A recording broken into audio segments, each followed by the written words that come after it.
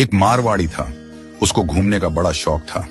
अब वो घूमते घूमते एक ऐसे राज्य में चला गया जहां पर क्या था, हर 5 साल में राजा चुना जाता था, पर चुनाव का तरीका अनोखा था। एक हाथी आता सूंड में माला लेकर और सबके बीच घूमता था। जिसके गले में वो माला डाल देता वही राजा बनता था। अब क्या हुआ, हाथी आया माला लेकर, थोड़ी देर इधर उधर देखा और जाकर माला इस मारवाड़ी के गले में डाल दी। मारवाड़ी हैरान, अरे भाई, मैं तो घूमने वाला आदमी हूं, ये कहां फंसा दिया। खैर, उसे राजा बना दिया गया, सिंहासन पर बिठाया गया। राजपुरोहित आया, तिलक करते हुए शर्तें सुनाने लगा। भैया, आपको 5 साल के लिए राजा बनाया जा रहा है, लेकिन 5 साल पूरे होते ही आपको यहां से सैकड़ों किलोमीटर दूर एक उफनती नदी के किनारे छोड़ दिया जाएगा।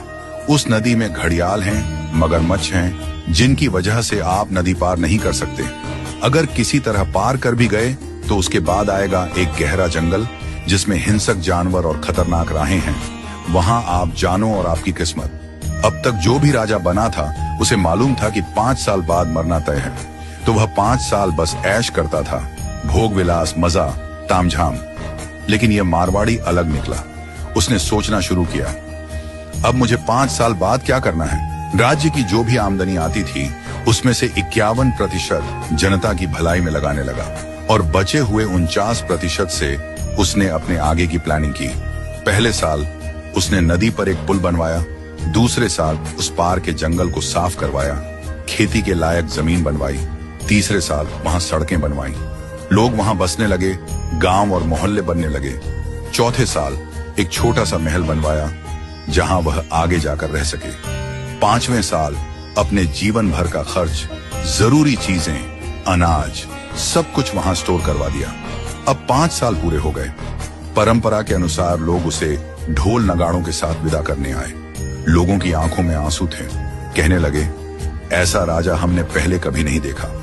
वो राजा था मारवाड़ी, शांत मुस्कान के साथ सबको प्रणाम किया और उस पुल पर चढ़ गया जो उसने खुद बनवाया था। लोग अवाक रह गए।